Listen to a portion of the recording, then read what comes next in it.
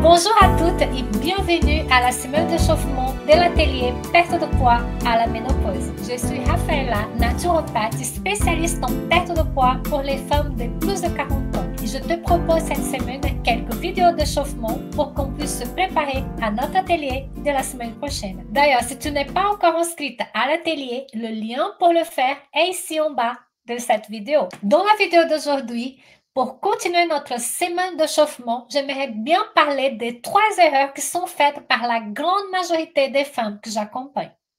La première erreur est quelque chose que je répète souvent. C'est de penser que pour perdre du poids, que pour réussir dans votre remise en forme, il suffit tout simplement d'avoir une bonne alimentation ou de faire beaucoup de sport. Je sais que cela peut paraître contre-intuitif parce que tout le monde vous dit que pour perdre du poids, il faut manger moins et bouger plus. Mais cela n'est pas si simple que ça. La semaine prochaine, pendant notre atelier, on va beaucoup parler des idées reçues de la perte de poids après 40 ans. Mais aujourd'hui, le message est que la restriction n'est pas la solution et les sports intenses non plus. Attention, je ne vous dis pas que vous devez manger tout ce que vous voulez manger et de rester sédentaire. Bien sûr que cela ne va pas vous aider à perdre du poids. Il faut comprendre que la perte de poids est multifactorielle.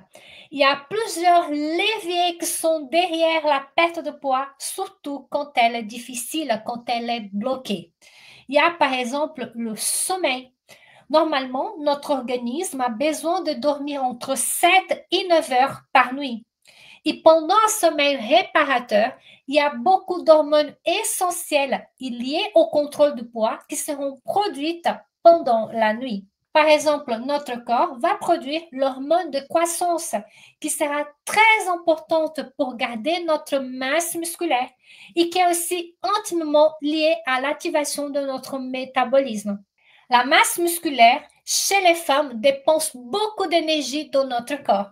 Donc, la garder et même la développer, c'est essentiel pour que notre métabolisme marche au mieux. Ou encore un autre exemple, si vous faites beaucoup de sport, mais que vous dormez que 5 heures par nuit ou 4 heures, il n'y a pas assez de temps pour que toute cette stimulation du sport puisse être consolidée par l'activité hormonale. Et pourquoi je vous dis ça? Parce que dans mon accompagnement, je ne sais même plus combien de femmes me disent « Rafaela, j'ai fait beaucoup de sport par semaine, mais la balance ne bouge pas. Oh, je prends du poids sans arrêt. » Donc, attention au sommeil. Mais pas seulement au sommeil, les filles. Par exemple, il a été montré que quand votre niveau de stress est très élevé, le cortisol augmente, ce qui rend plus difficile la perte de poids. Et juste pour que tout ça soit très clair, l'excès de cortisol fait augmenter aussi notre insuline et cela nous met en mode stockage de graisse. Vous voyez de quoi je parle, les filles? On a besoin de mieux apprendre à gérer notre stress et aussi à connaître nos hormones. Et là, je ne vous demande pas de choses de type « Soyez zen, méditez 10 heures par jour, ne vous stressez pas ».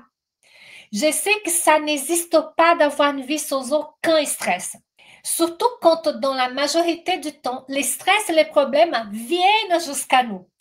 Je sais que nous, les femmes, parfois, nous nous occupons de tout notre entourage et donc le stress est plus fort chez nous que pour le reste de notre famille.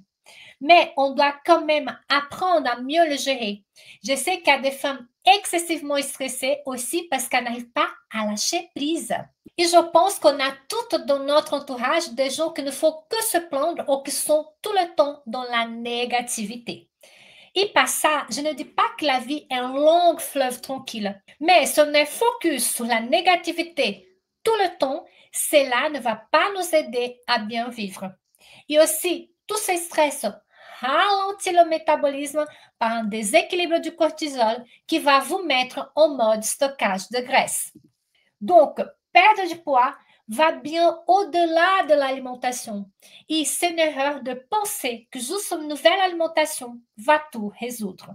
Mais mon objectif aujourd'hui avec cet échauffement est déjà de vous aider à élargir votre champ de vision et surtout si vous êtes bloqué au niveau de votre perte de poids.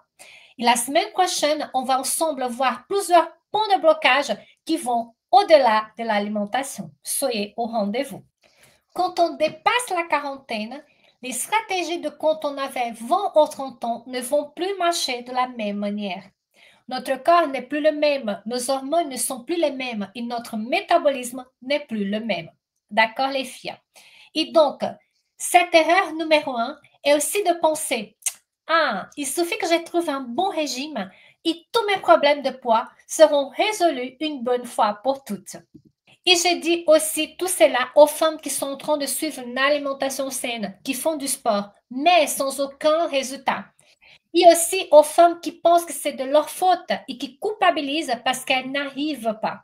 Si vous culpabilisez parce que vous suivez une alimentation en régime sans résultat, il faut arrêter de le faire. Il faut arrêter de culpabiliser, il faut comprendre. L'atelier la semaine prochaine sera le moment de regarder en détail tous ces principaux points de blocage et surtout les solutions. Et là, on va passer à l'erreur numéro 2 qui est liée à l'alimentation. Cette erreur est liée au cas suivant. Imaginons que vous suivez un planning alimentaire sain, que vous faites un peu de sport, ou que vous perdez un peu de poids et après vous stagnez. Quelle est donc l'erreur, Rafaela? C'est l'erreur de l'effet plateau, de ne plus réussir ou de ne plus évoluer dans votre processus de perte de poids, même si vous êtes en train de faire tout correctement. Et là, j'ai dit entre guillemets parce que ce n'est pas exactement la bonne stratégie de faire la même chose toujours ou tous les jours. Il faut comprendre que notre corps s'adapte. C'est comme pour le sport, par exemple. Je ne sais pas si vous avez déjà fait un entraînement sportif avec un coach, mais on change souvent le type d'entraînement qu'on fait. Parce que si on s'entraîne tous les jours de la même manière, si on sollicite toujours les mêmes muscles, on ne va pas avoir le résultat. Et on peut même causer des dégâts dans notre corps. Mais du coup, si vous suivez un planning alimentaire donné, ou si vous le suivez d'une façon stricte, votre corps va s'adapter. Par exemple, si vous avez fait un régime strict et vous le suivez, vous avez eu un petit peu de résultat et après vous stagnez, c'est exactement ce qui se passe parce que le corps va s'adapter à ce mode de fonctionnement. Et le nom de tout ça, c'est l'adaptation. C'est lui qui a utilisé ce nom, il est utilisé par la science. Quand vous utilisez seulement un type de régime ou si vous faites des restrictions sur le long terme, votre corps va rentrer en mode famine ou plus scientifiquement parlant, c'est la thermogénèse adaptative. C'est votre corps qui va bloquer votre métabolisme si vous faites trop de restrictions pendant trop longtemps. Et l'erreur principale que je vois quand les gens touchent cet effet plateau, c'est de ne pas se poser la question si elles doivent changer quelque chose. Parce qu'il faut changer. Une autre erreur aussi, avoir peur de changer. Ou le pire, ce sont des personnes qui disent, maintenant que je suis stagnée, c'est parce que rien ne marche pour moi. C'est mort pour moi. Je ne vais jamais y arriver. Et elles reprennent les anciennes habitudes alimentaires qui ne sont même pas saines et qui nous ont amenés au surpoids. Donc, il y a quelque chose que je dois vous dire. Si vous n'avez plus de résultats avec ce que vous faites en ce moment, il faut changer. Il faut changer pour que votre corps et pour que votre métabolisme puisse reprendre. Il ne faut pas avoir peur de changer. Il faut surtout avoir une stratégie adaptée aux femmes de plus de 40 ans et qui puisse accélérer votre métabolisme. Parce que l'effet plateau va venir tôt ou tard si vous insistez à encore une autre stratégie trop restrictive qui n'est plus adaptée à votre métabolisme maintenant. Et maintenant, passons à la troisième erreur, qui est de penser seulement au poids, seulement à la balance comme marqueur de résultats absolus pour votre perte de poids. Pourquoi? Parce que quand on perd du poids, ce n'est pas juste la balance. Et vous savez de quoi je parle. Je sais qu'il y a des participantes qui sont presque obsédées par la balance. J'avais une participante dans mon programme de remise en forme qui se pesait 3 fois par jour pour vérifier son poids. Mais les filles, il faut arrêter avec cette pensée. On peut perdre du gras sans que la balance bouge. Je vois cela surtout chez les femmes qui commencent à faire une activité physique et à manger plus de protéines. Il peut se passer qu'au bout d'un certain temps, vous perdez 1 kg de gras, mais qu'en même temps, vous gagnez 1 kg de muscle, par exemple. Dans la balance, aucune différence. Par contre, votre corps a changé. Si vous vous regardez dans le miroir, vous allez commencer à voir les différences. Les gras est moins dense et occupe plus d'espace. Donc, perdre 1 kg de gras et remplacer par 1 kg de muscle va vraiment changer vos mensurations. Une autre chose que notre corps, surtout le corps des femmes, peut faire, c'est de la rétention hydrique.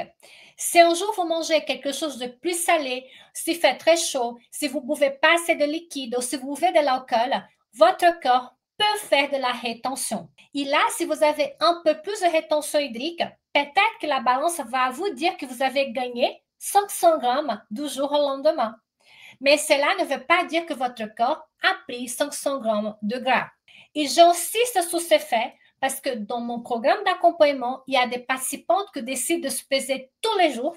C'est que je ne recommande pas du tout. Pourquoi? Parce que cela ne va pas forcément représenter la réalité quand vous voulez perdre du poids. Mais quand elle voit les oscillations qui sont naturelles du corps, quand il y a 200, même 300 grammes de plus d'un jour à l'autre, par exemple, elles commencent à désespérer. Elles sont dans la catastrophe parce qu'elles pensent qu'elles sont en train de grossir. Donc, arrêtez avec cette mentalité. La balance n'est pas le marqueur ultime et précis de votre processus de transformation physique. Donc, je ne dis pas qu'il faut arrêter de se peser, mais la balance ne doit pas être le seul et unique moyen de voir si vous faites de progrès ou pas dans votre perte de poids. Bon, les filles, on arrive à la fin de cette vidéo. Dites-moi dans les commentaires si vous faites au moins une de ces 3 erreurs et, le plus important, on commence à s'échauffer pour notre atelier de la semaine prochaine.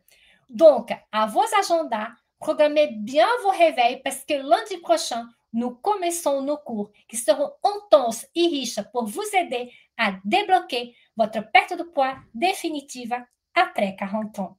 À bientôt!